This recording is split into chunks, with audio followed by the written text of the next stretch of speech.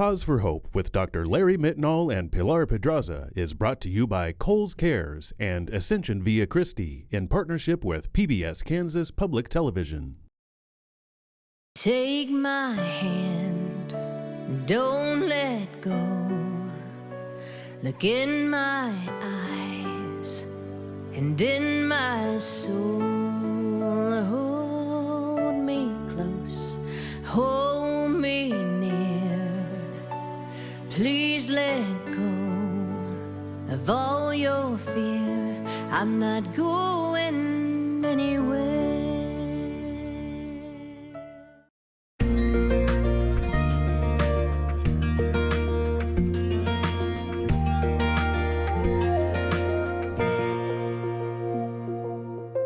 Good evening, and thank you for joining us for this month's episode of Cause for Hope. I'm your host, Pilar Pedraza, and with me is my co-host, Dr. Larry Mitnaul, a child and adolescent psychiatrist with Ascension Via Christi. I got that wrong once. We'll never do it again. And we're here to continue our discussion about family, mental health, and wellness. We believe this is an important topic, as many teens and adults often feel they are unique in their feelings and daily struggles with isolation and depression and aren't aware that help is available. Sadly, many times their friends and family don't pick up on nonverbal cues that they need help or not sure how they can positively impact the situation. With the help of a grant from Kohl's Cares, Ascension Via Christi, Wichita State University, and other local partners are actively trying to get the community thinking and talking about mental wellness and what we can all do to help ourselves and our children stay mentally fit.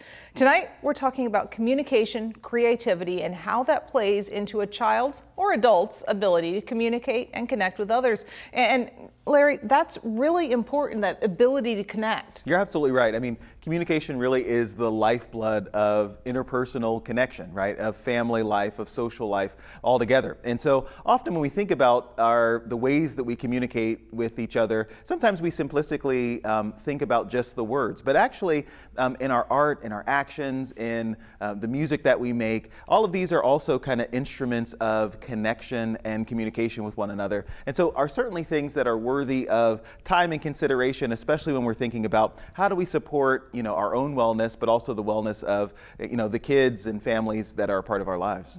I know certainly for me, things like cross-stitching and quilting are big deals, and I've shared those and taught those to family members as well. More and more these days, those options aren't available in schools. And so we're having to kind of share the creative outlets amongst ourselves. You're absolutely right. And so I think it's, now I think even more urgent for us as parents to think about how we can be intentional about encouraging those gifts, in our children, especially if they are expressing interest in music, in doing things like cross stitch, in creating music or producing things or creating things, because sometimes those natural outlets just have withered away. And sometimes when it comes to education, art sometimes tends to be one of the first things on the chopping block. And so I think recognizing this is really important, not only important because it's something fun for our children to kind of engage in, but it actually means a lot in terms of helping them build their confidence and their sense of self-mastery, and also giving them something beautiful to create and to do. Yeah. And storytelling is one that's often overlooked, but can really play a big role in this. Talk to us about the importance of that and how a parent can encourage it. Yeah, I think, often the greatest lessons, I think, of life I've gotten, or I've at least remembered because my dad, phrased it in a story, or my grandfather told it in a really funny way. And so I think there's a reason that, it's $1 billion industry to tell great stories either in movie format or, podcast or audiobooks or just works of art that the human heart is kind of drawn to and wants to see, and because it communicates something beautiful, something important, something that we want to kind of pass on to other people. And so encouraging that in our kids might look like, often as a parent, I know our children can be prolific at times, just, offering us artwork. And so sometimes being inquisitive, right? Asking them questions about what is it that you're showing me? Who's the person in the picture? Why does she have an owie? Or why did you leave out the family dog in this picture? And so sometimes in those moments, we're able to create a bigger span of communication, that we're not just communicating, our feelings. I'm hungry, I'm sick, I need need, something to eat. But also, we get to hear maybe a little bit more about our kids' desires. Maybe through our art, through the artwork of our kids, sometimes we see how they, view the world, and that can give us a whole new lens to encounter them and to help encourage or develop some inner, excitement that they have. And you had a conversation with a Wichita gentleman recently who has really made storytelling part of his gift. It is. I did, and it was really great fun. Grant Snyder is a Wichitan. He's an orthodontist, which is really unique, but he's also a nationally recognized author, illustrator as well. And he really did a great job kind of talking about how art and writing gave him a way to kind of express his inner world and inner life. And he's gotten some really great feedback, I think, from other families who are finding his works ways to encourage them to kind of express their inner life. So I think this would be a great time to kind of watch some of that segment. Yeah. We're here with Grant Snyder, so I'm really excited that you were able to carve out some time to hang out and to have this conversation. So thanks so much for being on the show today. I feel like a lot of people are going to be excited to see you. Yeah, thanks so much for having me, Dr. Mitnaul. Thanks. So, Grant, I was hoping that maybe you could start with maybe telling the audience and describing for me some of your a little bit about yourself and how life took you on this journey to be an author, illustrator, and orthodontist on the side. Yeah, so ever since I was a kid, growing up here in just outside of Wichita, Kansas, in Derby, I love to draw. I love to write stories. I have a twin brother named Gavin, and we were always very competitive in a lot of things. Drawing and storytelling was one of them. So we kind of built off stories with each other. Always were trying to draw a little bit better than the other person. And I knew even after I went into school to become a dentist and eventually an orthodontist, I wanted drawing and writing stories to be a part of my life. I didn't really settle on what that would be until college, where I started drawing cartoons for the student newspaper at the University of Kansas. Eventually, I turned that into doing a weekly comic strip called Incidental Comics I was putting online, which I still do to this day. Awesome. And then a little bit later on, discovered children's books around the same time that my wife and I had our first daughter, Anna. And that's been another fun path, another way to get my creative thoughts and ideas out into the world. Yeah, that's awesome. And, so many of us grow up with some sibling rivalry, but it's very rare that you can say, I won definitively. I don't know if I did, though, because he's still very creative. He's an architect. Really? Okay. He has a large Instagram following. He draws buildings in New York City where he lives. And, oh, wow. So we're still competitive in that regard. That's awesome. Well, most of us start, elementary school years drawing, whether we want to or not. So was there a moment in that where you felt like this would be something really cool, or maybe where you got some feedback from someone who said, hey, Grant, there's something beautiful going on here. You should really stay with this.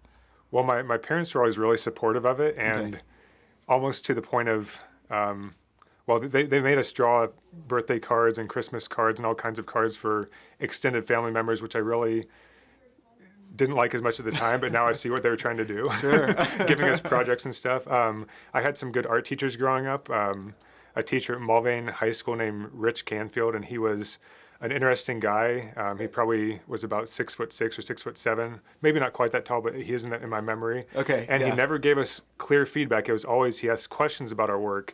He tried to make us think about it. He was never like, oh, that's really good drawing. Yeah. He would always ask you a question that made you think, how could I have done this differently? And that was really inspiring to see that side of things. That's awesome. And then you're on this, journey to being, an orthodontist. And so, the school and residency often are really busy times. So how did you save time or carve out time, or did this art thing kind of continue while you're getting all this great education? I was probably always the person at the back of class doodling. Okay. So that's not a bad thing for parents and educators watching. It's okay, Grant said. Yeah. And sometimes that was, taking notes in the form of visuals, and sometimes it was a random thought that flew through my head. I always tried to carve out a little bit of time for my creative work, even if I was studying for a big test or a board exam or something like that. So I would spend Saturdays when I was in dental school with a pot of coffee, with my pencil and paper my thoughts. Okay. And it was important that I found that time away from my normal routine and work to put in that creative effort. Otherwise, I might not have kept doing it. Okay, yeah, and what would those times be like for you? So was it kind of a welcomed reprieve, or did it feel like work, or what was that? A little bit of both. I think for the most part, it was a very welcome reprieve because studying the minute details of teeth all day, it was nice to draw kind of a goofy drawing and make some jokes and and have fun in that regard. But other times, since I was drawing for a local newspaper, it was like, oh man, I have to do this, and I'm not quite sure what I'm going to do. But as long as I sat down and put in that effort, something would come out. Sometimes it was better than others, but for the most part, it was always worthwhile to have that time and that kind of imposed deadline upon me to do it. Yeah, and so you were already publishing even during training, is that right? Exactly. Yeah.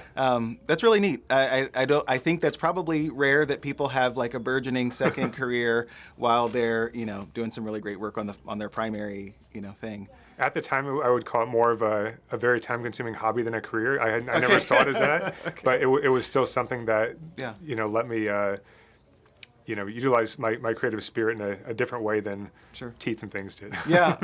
And I imagine that being a creative person, so often in my clinical work, I'm seeing young people and talking about the most important things of their lives, and sometimes they're surprised when I mention what are some of the creative outlets that you have either given yourself over to or that maybe you picked up but have put down because whatever, life got busy or whatever. And I think this COVID, this last year of having more alone time really, I think, maybe pushed people in that direction, maybe a little bit more than typical. So I guess, how do you see kind of creativity in the realm of, helping young people or maybe helping a young Grant to, express, I don't know, just your inner life or emotions or, So I was always a pretty quiet kid, so Okay. I think it was a little bit a way of being on stage. Not that it's exactly the same as going out in front of a crowd, but when you write a story or do a drawing and you show it to people, you can maybe show a little bit different part of yourself than you otherwise would, and you're a little bit able to hide behind the work, but still say something pretty meaningful. And I kind of use that to this day. So maybe I'm thinking about something that I'm not quite ready to know how to fully express it, but if I take that and I put it down on paper into a form of a book or a comic or something like that, I'm able to clarify those thoughts and then eventually share them with people, strangers, friends, family, whoever. Yeah. And that's a pretty cool thing, I think. That is really cool. I like how you mentioned kind of clarifying a thought, because I was thinking about this before we sat down, that often in therapy with young people, we're often hearing kind of the story of their lives and then sometimes twisting it around or reordering the parts or maybe taking a slightly different perspective on it. And in some ways it feels like, I would imagine, that storytellers kind of do that too, that they take things that seem predictable and ordinary and make it really fascinating or change the perspective in a way that brings people in. Is that part of your process? Is that kind of that's a really good way of putting it, I think, because if you pick up a book off the shelf and flip through it, maybe it's a fantasy novel or something, you may not at first glance see the author's inner thoughts and feelings in there, but they're there somewhere, I promise. The way it works for when I work on something is I kind of start with a sketchbook. So day to day, small moments, I can kind of jot down ideas, or maybe I see an interesting thing to draw, put these things in my sketchbook, come back to them later when I'm sitting down to make a piece of work that it might be published, and I can kind of connect those ideas and put them together. And when it comes out, you may not know that it was taken from this walk I took over my lunch break or something, but I can see those connections and bring them to make something that was different and unexpected. Sure. And I imagine that you get feedback too from educators, from teachers that say, hey, thanks for framing this in a really neat way, or helping my child's imagination maybe in appreciating something. Have there been, some of those things that have really stood out to you or really touched you in a way that maybe you didn't expect, or maybe it affected them in ways that, you didn't maybe anticipate the work meaning that for them? Yeah, absolutely. And I think it's so cool when teachers share like a drawing I've done on Twitter, and they share it to their classes, I think what they call a mentor text. Okay. So basically they're using it as an example of a piece of writing or a piece of work that their class can then build off of. So they do almost their own version of that comic strip. And they've sent me some pretty awesome examples where they took like a comic I posted online, and the kids in the class did their own versions of it. And I was like, man, that's so cool to see. That's really cool. I didn't think it could be translated, to anybody but myself, my own thoughts, but you get to see other people's perspective on your own artwork, and that's really neat. Yeah, that is really cool. I hadn't really thought about that, and that's neat how educators are using that, using your art to help encourage the artistic, endeavors of the young people too, that they're helping to kind of shape and form and teach. When reading, I think the first book that I read with my kids all together of yours is What Color is Night? Yeah. And I just thought, okay, nighttime is a time that can feel totally blank and absent. Sometimes like the sea, where you just assume, there's kind of nothing going on. And I felt like your exploration of nighttime gave it so much life and energy. And then my kids started, kind of listening for owl sounds, and and I think maybe afterwards we just took a second to look at the moon too, and just kind of appreciate some of the colors in the night sky. So I guess how did you get to that book, and what kind of inspired you there? That's really cool, because just stories like that make it worth making books. The idea for that story came in a couple ways. One was my son Trent. And he was probably 4 or 5 at the time. Okay. Long past his bedtime. I see him looking out his window. Yeah. I go up to his room about to get mad and tell him to go back to bed. But he looked at me and asked really sincerely, Dad, I wanted to see what color night was, or what color is night? And I'm like, man, I'm kind of upset at you, Trent, but that's a great idea for a story.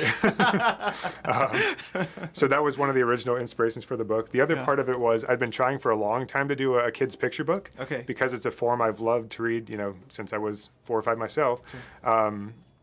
But didn't quite know how to do it. I'd gone to like an artist retreat in the mountains in New York where it was snowy and lonely and way outside my daily existence. Yeah. And trying to force this perfect book to arrive, and it didn't. Okay.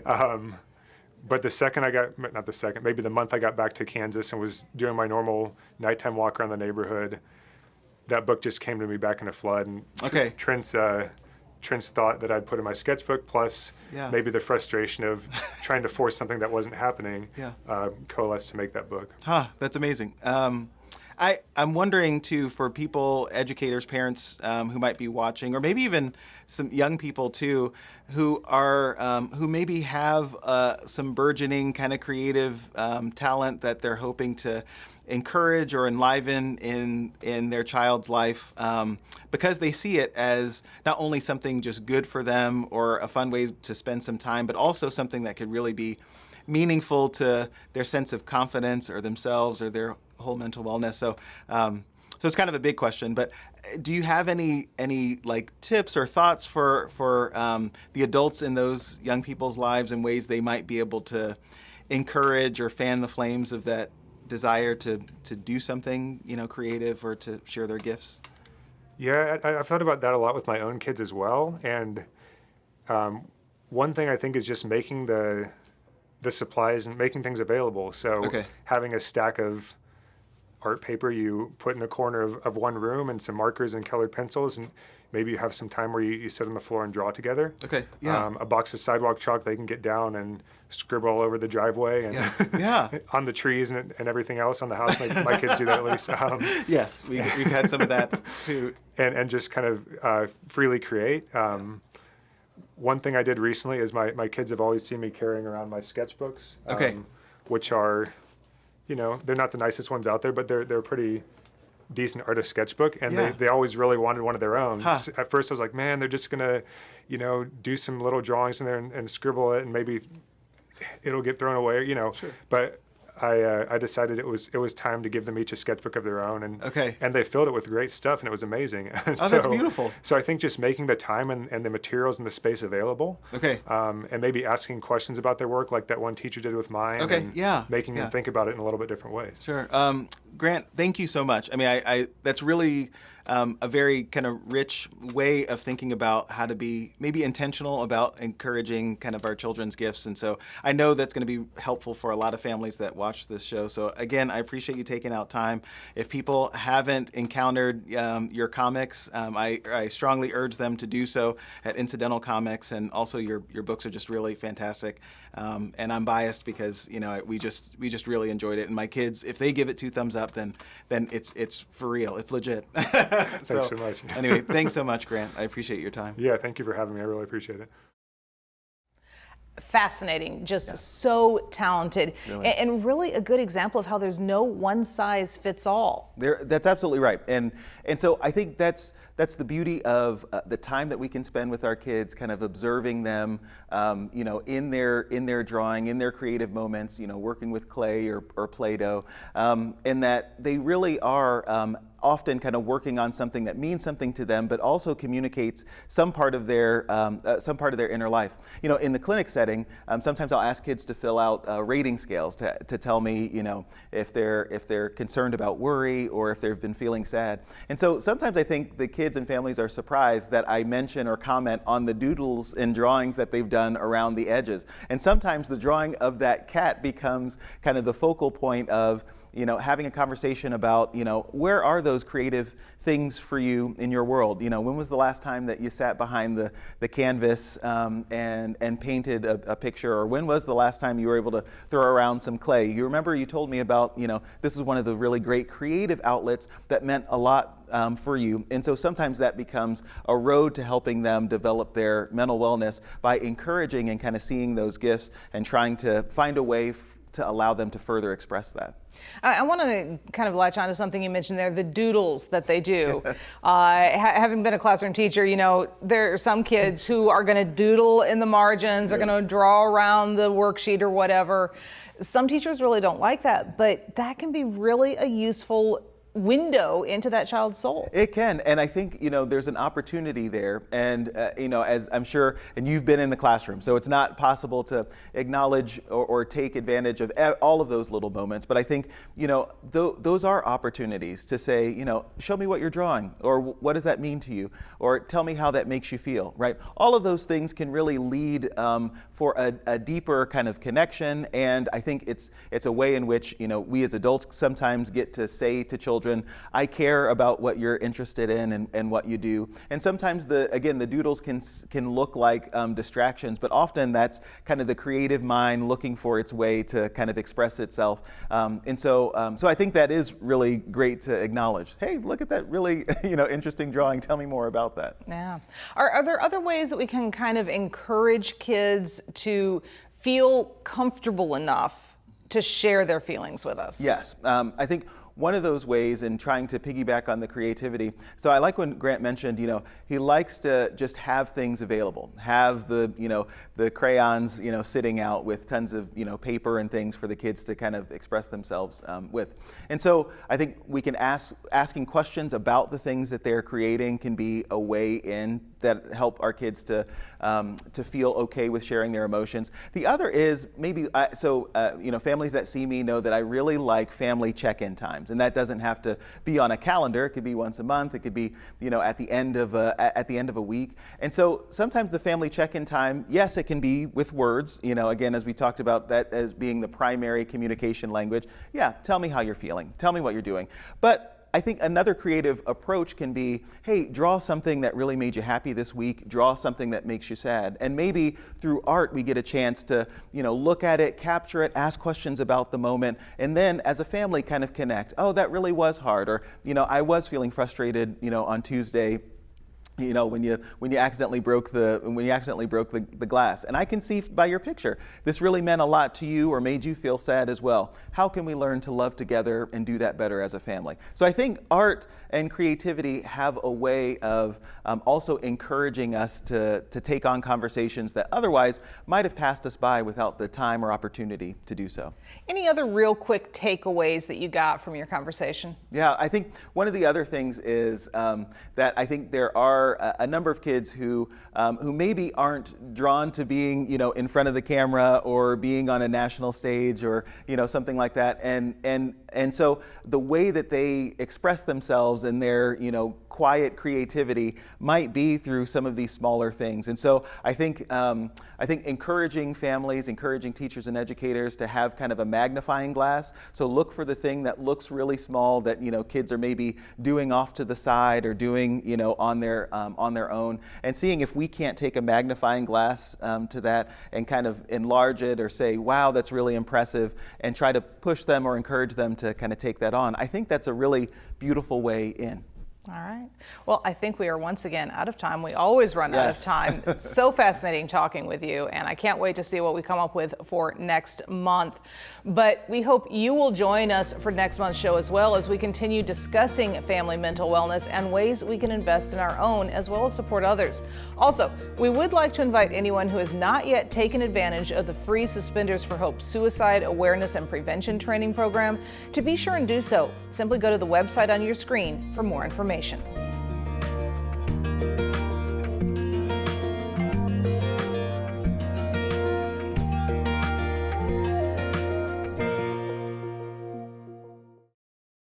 Take my hand, don't let go. Look in my eyes and in my soul. Hold me close, hold me near. Please let go of all your fear. I'm not going anywhere. This program was made possible by Kohl's Cares Cause Merchandise Program, supporting the health of families nationwide, including local hospital partnerships like this one with Ascension Via Christi. More information at kohls.com/cares.